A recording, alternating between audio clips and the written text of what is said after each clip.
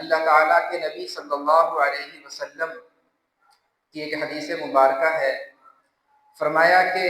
7 لوگ ایسے ہیں، یعنی 7 لوگ ایسے ہیں، یا یوں سمجھ لیجیے کہ 7 کام کرنے والے لوگ ایسے ہیں کہ جن کے کرنے کی وجہ سے اللہ تعالیٰ کل قیامت کے دن ان کو اپنے عرش کا سایہ نصیب فرمائیں گے۔ یعنی 7 لوگ ایسے ہوں گے کل قیامت کے دن جو اللہ کے عرش کے سائے میں ہوں گے۔ حدیث پاک میں آتا ہے کہ جو شخص نبی کریم صلی اللہ علیہ وسلم نے فرمایا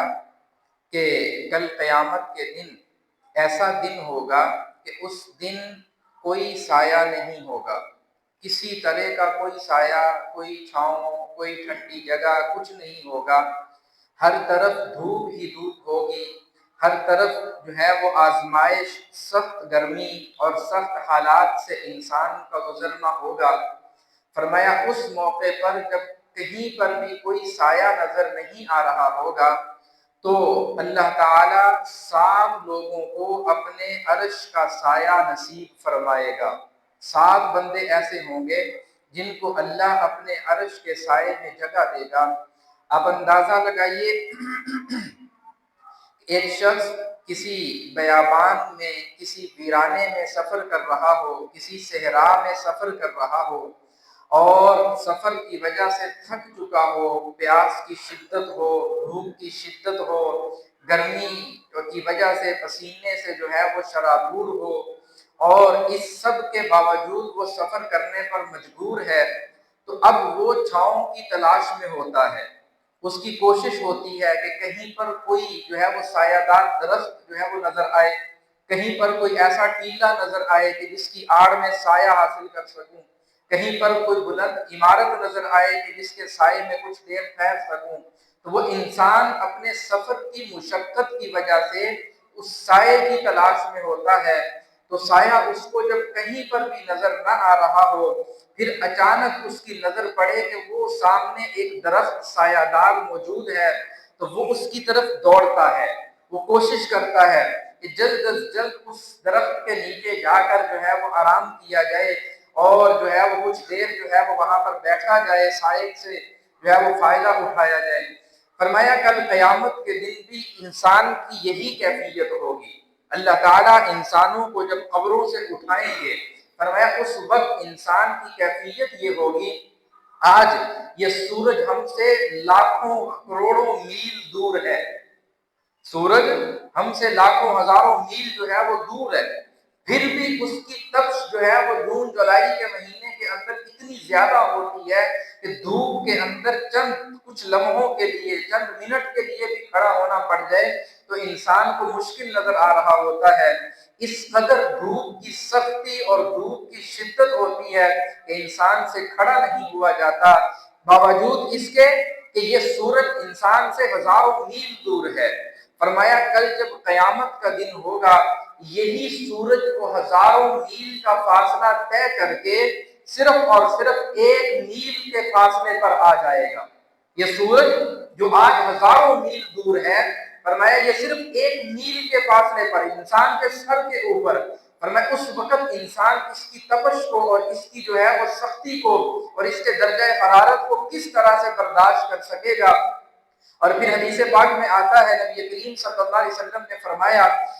اس دن ہر انسان اپنے جو ہے اس کی کیفیت یہ ہوگی کہ اس سورج کی حرارت کی وجہ سے اس کو جو پسینہ آ رہا ہوگا، فرمایا وہ اس پسینے کے اندر ڈوب رہا ہوگا۔ پھر اس کی وضاحت میں آتا ہے، فرمایا کچھ لوگ ہوں گے جن کے جو ہے وہ پاؤں پسینے کے اندر ہوں گے، کچھ پنڈلیوں تک ہوں گے، کچھ گھٹنوں تک ہوں گے، کچھ ناف تک ہوں گے، کچھ سینے تک ہوں گے، اور فرمایا کچھ لوگ ایسے ہوں گے جو پسینے کے اندر اس طرح جو ہے وہ ڈوب رہے ہوں گے کہ ان کا چہرہ بھی پسینے کے اندر ڈوب چکا ہوگا۔ یہ انسان کو آنے والا وہ پسینہ جو اس سورج کی تپش اور اس کی حرارت کی وجہ سے ہوگا، یہ کل قیامت کے دن کا منظر ہے۔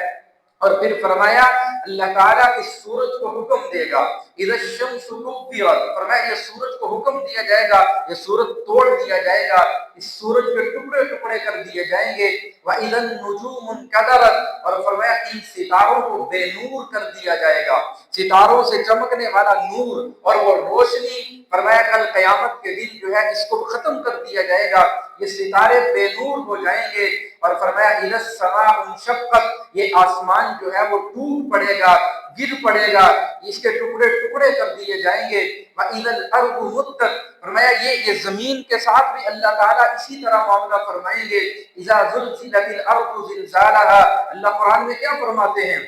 فرمایا کہ جب قیامت کا دن ہوگا اس زمین کے اوپر ایک زلزلہ، ایک کپکپی طاری ہوگی، اس زلزلے کی وجہ سے اللہ اس زمین کو ہلا کر رکھ دے گا، اور اس طرح سے ہلائے گا کہ اس زمین کا نام و نشان بھی جو ہے وہ باقی نہ رہے گا، وَأَخْرَجَتِ الْأَرْضُ أَثْقَالَهَا، فرمایا جو کچھ بھی اس زمین کے اندر ہے اللہ اس سب کو باہر نکال کر لے آئے گا، اور فرمایا کہ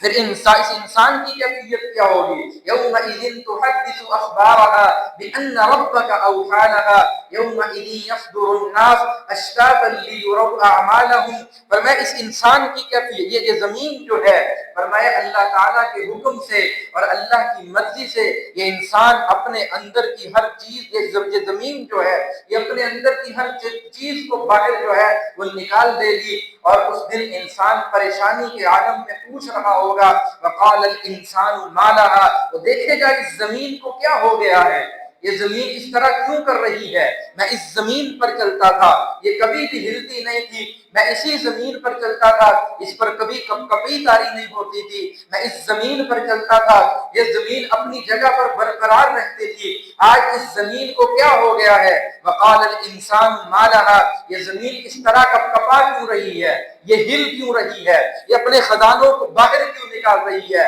یہ اپنے اندر دفن لوگوں کو باہر کیوں نکال رہی ہے، اس دن اس انسان کو سمجھ میں آئے گا کہ یہی وہ قیامت کا دن ہے جس دن کا اللہ نے وعدہ فرمایا،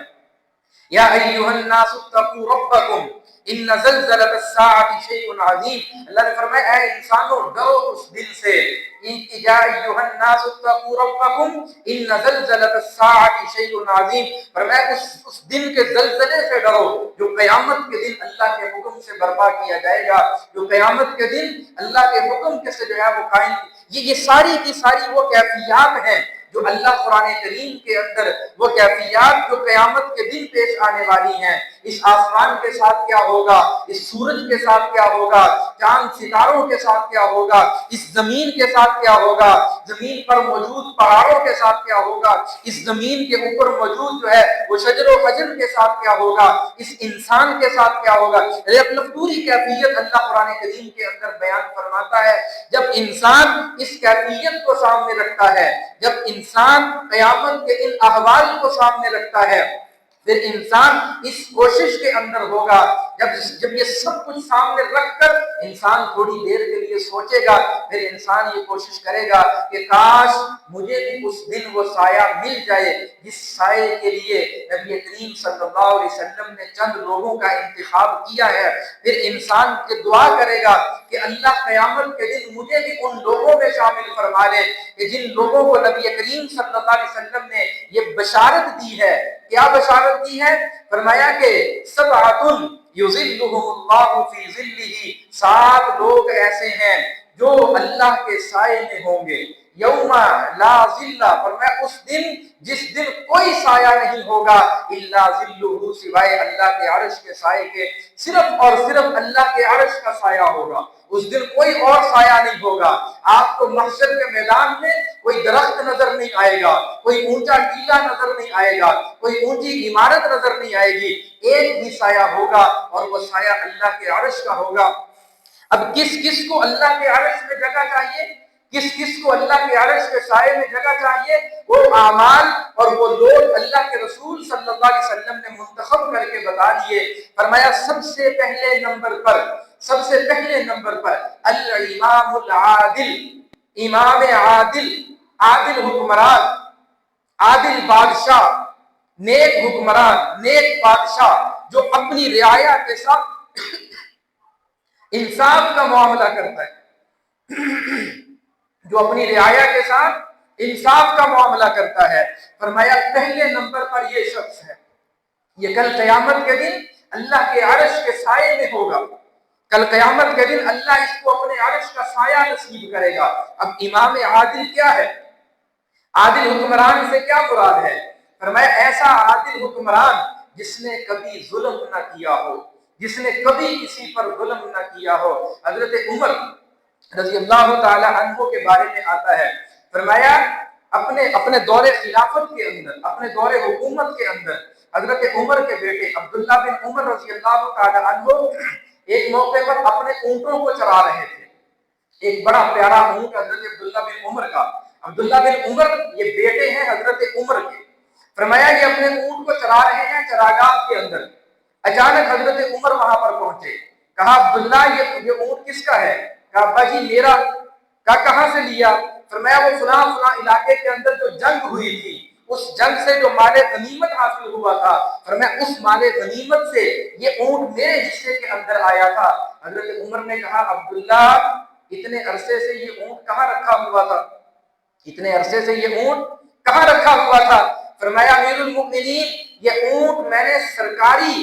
جو چراگاہ تھی، جو گورنمنٹ کی، جو حکومت کی چراگاہ تھی، جس چراگاہ کے اندر ساری رعایا کے جو ہے وہ سرکاری جانور جو ہوا کرتے تھے وہ چرا کرتے تھے، میں نے بھی اپنا اونٹ انہی کے اندر چھوڑ دیا تھا، اور یہ اس وقت سے آج تک انہی کے ساتھ چل رہا تھا، انہی کے ساتھ کھا پی رہا تھا، اور آج یہ اتنا بڑا ہو گیا ہے کہ میں اس اونٹ کو بیچنے کے لیے جو ہے وہ منڈی کے اندر آیا ہوں۔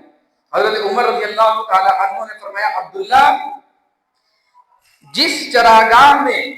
پوری قوم کے اونٹ چرا کرتے تھے، جس چراگاہ میں پوری رعایا کے جو بیت المال کے اونٹ تھے، سرکاری خزانے کے اندر جو اونٹ تھے، فرمایا جس چراگاہ میں وہ چلا کرتے تھے وہ چراگاہ بھی سرکار کی تھی، وہ بھی حکومت کی تھی، لہذا تو نے اپنا جانور اس چراگاہ میں بغیر کسی اجازت کے چھوڑا، اور اتنا عرصہ وہ سب لوگ جو بیت المال کی حفاظت کرتے تھے وہ یہ سمجھ کر تیرے جانور کی زیادہ حفاظت کرتے رہے، تیرے جانور کو زیادہ چارہ ڈالتے رہے کہ یہ امیر المؤمنین کے بیٹے کا جانور ہے۔ فرمایا تجھے امیر المؤمنین کا بیٹا سمجھ کر تیرے جانور کی زیادہ خدمت کرتے رہے، فرمایا لہذا اب کیا کیا جائے؟ اس جانور کو بیچو۔ اس وقت جب یہ جانور تمہیں بیت المال میں تمہیں مال غنیمت سے ملا تھا، فرمایا جو قیمت اس وقت اس جانور کی تھی اتنی قیمت اپنے پاس رکھو، جتنا اس کے اندر منافع ہوا ہے وہ سب کا سب بیت المال کے اندر جمع کروا۔ یہ ہے عادل حکمران، یہ ہے امام عادل، جس کے بارے میں اللہ کے رسول صلی اللہ علیہ وسلم نے پیشن گوئی فرمائی، جس کے بارے میں فرمایا کہ یہ عادل حکمران کل قیامت کے دن اللہ کے عرش کے سائے میں ہوگا۔ حضرت عمر رضی اللہ تعالی عنہ خلیفہ ہیں، امیر المؤمنین ہیں، بادشاہ وقت ہے، ایک جنگ سے کچھ جو ہے وہ مال غنیمت آیا، اس مال غنیمت کے اندر کچھ خوشبوئیں تھیں، فرمایا کہ ان کو تقسیم کرنے کا وقت آیا تو حضرت عمر نے فرمایا ان خوشبوؤں کو تقسیم کیا جائے۔ تو حضرت عمر رضی اللہ تعالی عنہ کی اہلیہ عاتیقہ رضی اللہ تعالی عنہ وہ پاس تھی، کہ امیر المؤمنین کیا میں تقسیم کروں؟ حضرت عمر کی بیوی کہہ رہی ہے کہ امیر المؤمنین کیا میں تقسیم کر دوں اس کو؟ حضرت عمر رضی اللہ تعالی عنہ نے فرمایا عاتیقہ نہیں۔ کہا امیر المؤمنین کیا خیال ہے، آپ مجھ کو عادل نہیں سمجھتے؟ کیا میں انصاف کے ساتھ تقسیم نہیں کروں گی؟ فرمایا عاتیقہ کرو گی تو انصاف ہی کے ساتھ تقسیم،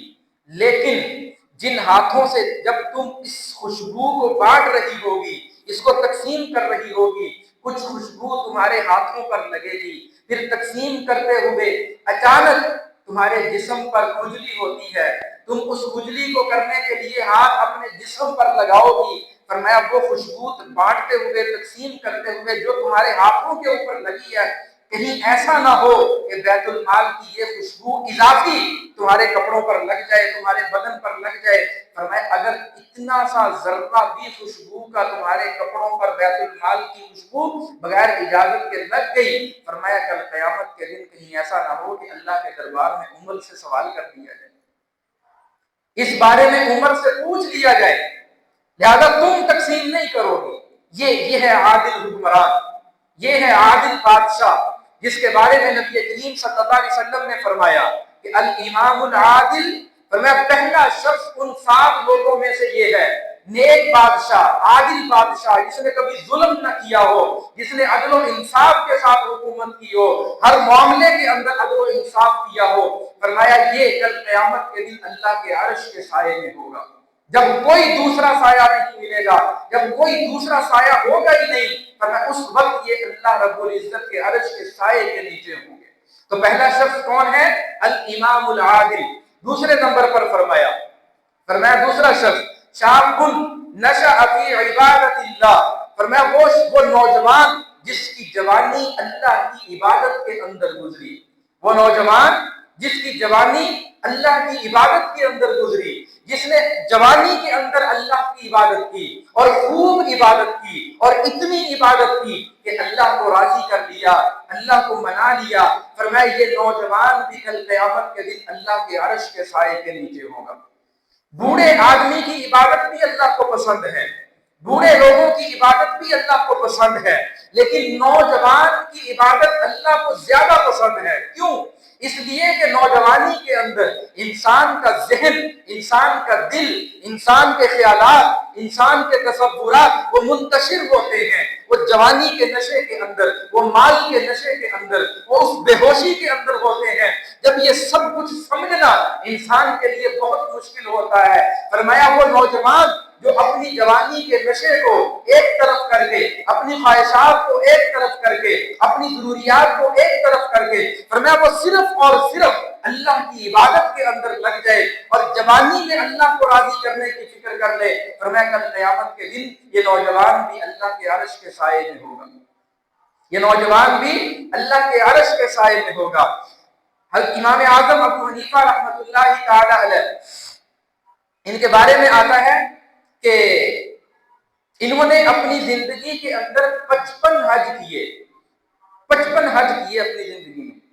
اب اندازہ لگائیے کہ جس سال عمر بلوغت کو پہنچے ہیں، جس سال عمر بلوغت کو پہنچے ہیں اس سال پہلا حج کیا، اور جس سال وفات ہوئی ہے اس سال آخری حج امام اعظم ابو حنیفہ رحمہ اللہ کا۔ یعنی عرض کرنے کا مقصد کیا ہے کہ سن بلوغت پر پہنچے ہیں، بالغ ہوئے ہیں اور اللہ کی عبادت کرنا شروع کر دی ہے، اس وقت سے حج شروع کیے اور موت تک آخری سال تک جو ہے امام اعظم ابو حنیفہ رحمہ اللہ نے 55 حج کیے ہیں۔ یعنی اپنی جوانی بھی اللہ کی عبادت کے اندر لگائی ہے اور اپنا بڑھاپا بھی، اپنا لڑکپن بھی، اپنا بچپن بھی، سب کچھ اللہ کی عبادت کے اندر لگا دیا، سب کچھ اللہ کی عبادت کے اندر لگا دیا۔ ہر وقت اللہ کی عبادت، ہر موقع پر اللہ کی عبادت، ہر قدم پر اللہ کی عبادت، ہر حکم کو پورا کرنے کی فکر کی ہے، ہر عمل کو پورا کرنے کی کوشش کی ہے۔ یہ اللہ کے رسول صلی اللہ علیہ وسلم کیا فرما رہے ہیں؟ فرمایا دوسرا وہ شخص ہے جو کل قیامت کے دن اللہ کے عرش کے سائے کے نیچے ہوگا۔ وہ کون ہے؟ وہ نوجوان جو اپنی جوانی اللہ کی عبادت کے اندر گزارے، وہ نوجوان جو اپنی جوانی کا وقت اللہ کی عبادت کے اندر گزارے۔ اس لیے ہمیں چاہیے کہ ہم جوانی ہی سے عبادت کا معمول بنائیں، اس انتظار میں نہ رہیں کہ ابھی تو بڑی عمر پڑی ہے، اس انتظار میں نہ رہیں کہ ابھی تو اتنا وقت پڑا ہے، ابھی تو 18 سال کا ہوں، پھر 20 کا ہوں گا، 25، 30، 35، 40۔ ہم اس انتظار میں بیٹھے ہیں کہ ابھی بہت وقت ہے، ابھی بہت وقت ہے، کل کر لوں گا، کل کر لوں گا، کل کر لوں گا۔ ہم اس انتظار کے اندر اپنے اوقات کو ضائع کرتے چلے جا رہے ہیں، ہم اس انتظار میں اپنے وقت کو برباد کرتے چلے جا رہے ہیں۔ ہم اس انتظار میں بیٹھے ہیں کہ ابھی جوانی ہے، جب بڑی عمر کو پہنچوں گا، جب کچھ سمجھدار ہو جاؤں گا پھر مسجد میں آ جاؤں گا، جب بوڑھا ہو۔ اب جو بچہ ہے وہ جوانی کے انتظار میں ہے، جو جوان ہے وہ جو ہے وہ اپنی جوانی کے، اپنے جوبن کے انتظار میں ہے، اور جو اپنی جوانی کے جوبن پر ہے وہ بڑھاپے کے انتظار میں بیٹھا ہے۔ اسی انتظار میں سب کی زندگی گزر رہی ہے، اسی انتظار میں سب کا وقت گزر رہا ہے، اور پھر جب انسان بڑھاپے کو پہنچ جاتا ہے تو پھر کہتا ہوں گوڑے جواب دے گے، ہوں گوڑے جواب دے گے۔ اب تو نماز پڑھی نہیں جاتی، اب تو عبادت ہوتی نہیں ہے، اب تو مسجد تک جایا نہیں جاتا، اب کیسے اللہ کو راضی کریں، کیسے اللہ کی عبادت کریں؟ بڑھاپے کے اندر آ کر یہی عذر۔ اس لیے اللہ نے جوانی، اور ایک دوسری حدیث پاک میں رسول اللہ صلی اللہ علیہ وسلم نے فرمایا اغتنم خمسا قبل خمس، پانچ چیزوں سے پہلے غنیمت سمجھو۔ ان پانچ چیزوں میں ایک جوانی کا ذکر کیا رسول اللہ صلی اللہ علیہ وسلم نے، فرمایا جوانی کو بڑھاپے سے پہلے غنیمت سمجھو۔ آج جوان ہو، آج ہٹے کٹے ہو، آج اپنی جوانی کے جوبن پر ہو، آج طاقت ہے، قوت ہے، اللہ نے جسامت دی ہے، قدامت دی ہے، سب کچھ اللہ کا دیا ہوا موجود ہے، فرمایا آج سے اللہ کو راضی کرنے کی فکر کرو، ابھی سے اللہ کو راضی کرنے کی فکر کرو، ابھی سے اللہ کی عبادت میں دل لگانے کی فکر کرو، عبادت کا معمول بنانے کی جو ہے وہ کوشش کرو۔ تو پہلا شخص الامام العادل، نیک حکمران، یہ قیامت کے دن اللہ کے عرش کے سائے میں ہوگا۔ دوسرا شخص وہ نوجوان جس نے جوانی سے اللہ کی عبادت کی، جس نے جوانی میں اللہ کو راضی کرنے کی فکر کی، یہ کل قیامت کے دن اللہ کے عرش کے سائے کے نیچے ہوگا۔ اور پھر نبی کریم صلی اللہ علیہ وسلم نے فرمایا تیسرا شخص جو کل قیامت کے دن اللہ کے عرش کے سائے کے نیچے ہوگا، فرمایا وہ شخص جس نے ایک ہاتھ سے صدقہ کیا اور اس کے دوسرے ہاتھ کو بھی پتہ نہیں چلا، وہ سخاوت کرنے والا سخی، وہ سخی جس نے ایک ہاتھ سے صدقہ کیا، اس انداز میں اس طرح صدقہ کیا کہ دائیں ہاتھ سے صدقہ کر رہا ہے تو اس کے بائیں ہاتھ کو بھی خبر نہیں ہے، فرمایا یہ بھی کل قیامت کے دن اللہ کے عرش کے سائے میں ہوگا۔ پھر اسی طرح فرمایا ایک وہ شخص کل قیامت کے دن اللہ کے عرش کے سائے میں ہوگا جس کو کسی ایسی عورت نے اپنی طرف بلایا کہ جو حسب و نسب والی بھی ہے، وہ حسن و جمال والی بھی ہے، اس نے اپنی طرف اس کو بلایا، اس کو دعوت گناہ دی، فرمایا اس کے بلانے کے جواب میں وہ شخص اس کو کہے فقال انی اخاف اللہ، حدیث پاک کے الفاظ میں فرمایا رسول اللہ صلی اللہ علیہ وسلم نے کہ عورت اپنی طرف گناہ کے لیے اس کو بلائے اور وہ یہ کہے کہ انی اخاف اللہ، کہ میں تو اللہ سے ڈرتا ہوں، میں تو اللہ سے ڈرتا ہوں۔ فرمایا یہ شخص بھی کل قیامت کے دن اللہ کے عرش کے سائے میں ہوگا، جب کوئی دوسرا سایہ نہیں ہوگا، یہ شخص اللہ کے عرش کے سائے کے نیچے ہوگا۔ ایک امام گزرے ہیں، اللہ والے گزرے ہیں، ان کے بارے میں آتا ہے کہ کہیں سفر کر رہے تھے، ان کا نام میرے ذہن سے نکل گیا ابھی، تو فرمایا کہ وہ کہیں پر سفر کر رہے تھے، تو دوران سفر ایک جگہ پر قیام کیا، انتہائی خوبصورت تھے وہ، اللہ والے نوجوان بھی تھے، انتہائی خوبصورت تھے، باروب تھے، فرمایا ایک جگہ پر جو ہے وہ قیام کیا، تو کچھ ساتھی جو ان کے ساتھ تھے اس سفر کے اندر وہ جہاں پر رکے تھے تو رک کر وہ اپنی ضروریات کی تلاش میں نکل گئے،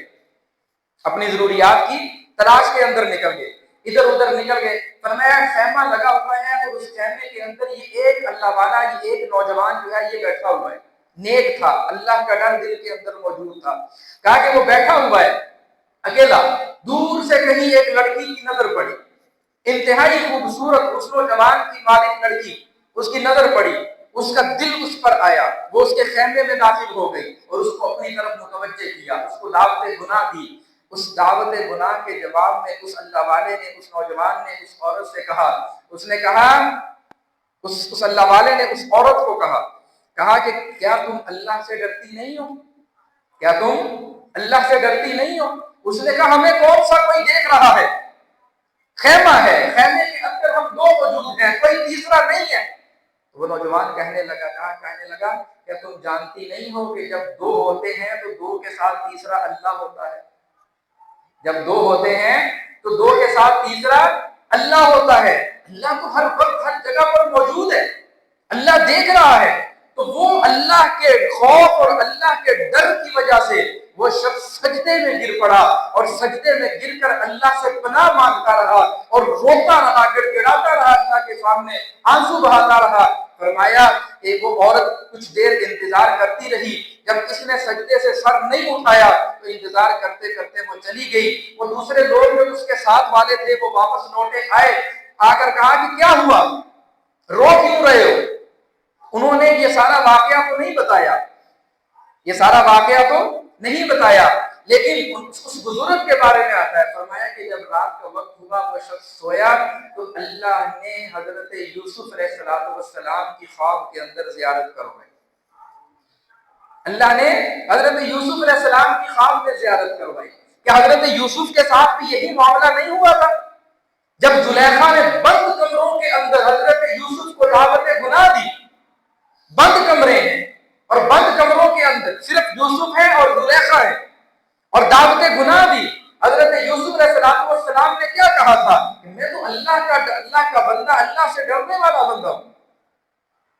حضرت یوسف علیہ السلام نے جب انکار کیا اور جب دوڑنا شروع کیا، فرمایا حضرت یوسف نے دوڑنا شروع کیا اور وہ بند کمرے جو زلیخا نے حفاظت کے پیش نظر بند کروائے تھے، فرمایا اللہ کے حکم سے وہ سب کے سب خود بخود کھلنا شروع ہو گئے. کیا قرآن کریم کے اندر یہ واقعہ موجود نہیں ہے؟ اس سے یہ سبق ملتا ہے. آج کا نوجوان کہتا ہے کہ جی جب گناہ سر پہ آ جائے تو بچنا مشکل ہے، جوانی ہے، نشہ ہے، جلال ہے، جمال ہے، یہ ہے، وہ ہے، بچنا مشکل ہے. کیا ہمارے آئیڈیل اور ہمارے رہبر اور رہنما کیا یہی حضرات نہیں ہیں؟ حضرت یوسف کے ساتھ معاملہ ہوا. حضرت یوسف نے دوڑ لگا دی، بند دروازہ دیکھ کر بھی دروازے کی طرف دوڑ لگا دی. کبھی کوئی دروازہ بند دیکھ کر بھی دوڑتا ہے؟ بند دروازے کی طرف دوڑا نہیں جاتا، دروازہ کھلنے کا انتظار کیا جاتا ہے. لیکن اس امت کو اور اپنے لوگوں کو اللہ کی طرف سے یہ پیغام دیا جا رہا ہے کہ جب گناہ سے بچنا مقصود ہو پھر اسباب کا انتظار نہ کرو. تم گناہ سے بچنے کی کوشش کرو، اسباب اللہ خود بخود پیدا کر دے گا، رکاوٹیں اللہ خود ہٹا دے گا. جب تم گناہ سے بچنے کی طرف دوڑو گے، کوشش کرو گے، فکر کرو گے. تو یہ شخص جس کو ایسی عورت فرمایا کہ امرأۃ، جس کو ایسی عورت اپنی طرف بلائے کہ جو صاحب نسب بھی ہے، اچھے خاندان سے، بڑے خاندان سے، اور فرمایا کہ صاحب جمال بھی ہے، خوبصورت بھی ہے، اور جب وہ بلائے تو اس کے جواب میں یہ نوجوان، یہ شخص کیا کہے؟ انی اخاف اللہ، میں تو اللہ سے ڈرتا ہوں،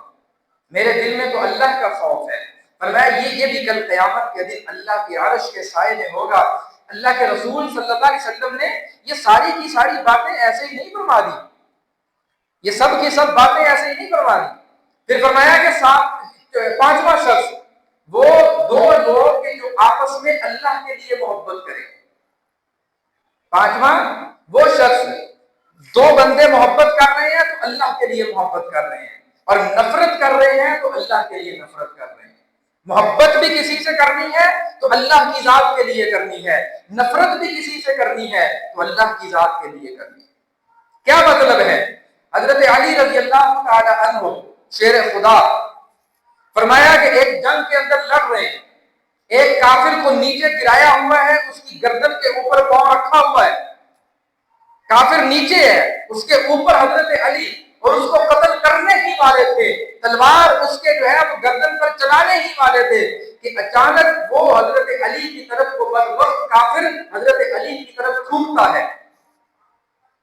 حضرت علی رضی اللہ تعالی عنہ کو اور زیادہ غصہ آتا ہے. اب اس غصے کا نتیجہ تو یہ تھا کہ جسے 2 منٹ کے مارنا وا چند سیکنڈ میں کام ختم کر دیتا جائے.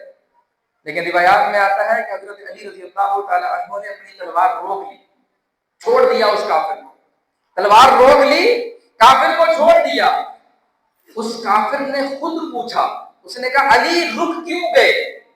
قتل کیوں نہیں کیا؟ فرمایا کہ جب پہلے میں تجھے قتل کرنے لگا تھا تو میں تجھے اللہ کی رضا کے لیے قتل کر رہا تھا، اور جب تو نے میری طرف تھوکا فرمایا اب اللہ کی رضا کے ساتھ میرا نفس اور میرا غصہ جو تھا اپنی ذات کے لیے وہ بھی شامل ہو گیا. فرمایا لہذا اپنی ذات کے لیے کسی کو قتل نہیں کروں گا، جب بھی کروں گا اللہ کی رضا کے لیے کروں گا. چھوڑ دیا اس کا. تو کیا یہ ہمارے آئیڈیل نہیں ہے؟ من تحابا للہ، فرمایا محبت کرو اللہ کے لیے. اجتماع علیہ، مل رہے ہو تو افراد اللہ کی محبت کے لیے ملو. وتفرقا علیہ، الگ ہو رہے ہو، جدا ہو رہے ہو، تب بھی اللہ کے لیے، ہر کام اللہ کے لیے. اور فرمایا کہ ایک وہ شخص، یہ بھی اللہ کے عرش کے سائے میں ہوگا کل قیامت کے دن. فرمایا کہ ایک وہ شخص کہ جس نے خلوت کے اندر اللہ کو یاد کیا،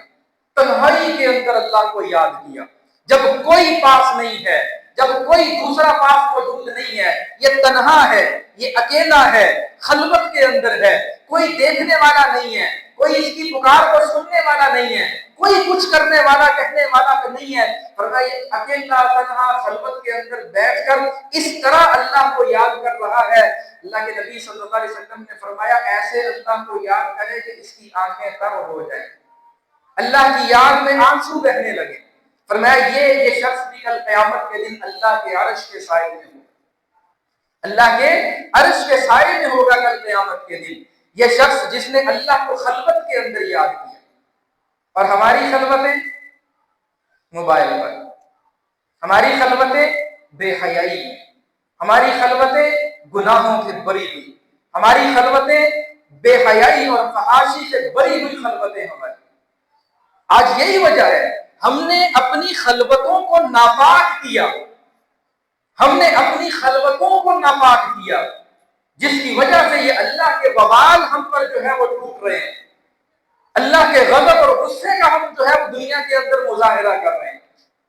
اس لیے اپنی خلوتوں کو پاک کیجیے، اپنی تنہائیوں کو پاک کیجیے۔ یہ نہیں ہے کہ سب کے سامنے ہے تو علامہ صاحب، حاجی صاحب، قاضی صاحب، مولوی صاحب، فلانا صاحب، ٹمکانا صاحب، اور جب خلوت کے اندر ہے تو پھر جو ہے وہ پھر سارے صاحب ختم، اب یہ ہے اور اس کے گناہ ہیں۔ اپنی خلوت کو پاک کیجیے، اپنی تنہائیوں کو اللہ کی یاد سے معمور کیجیے۔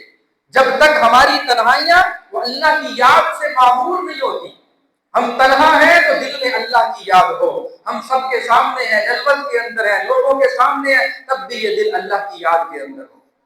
اللہ سے محبت تو یہی ہے نا، اللہ سے۔ آج یہ دنیا کی محبت کے پیچھے دوڑنے والے،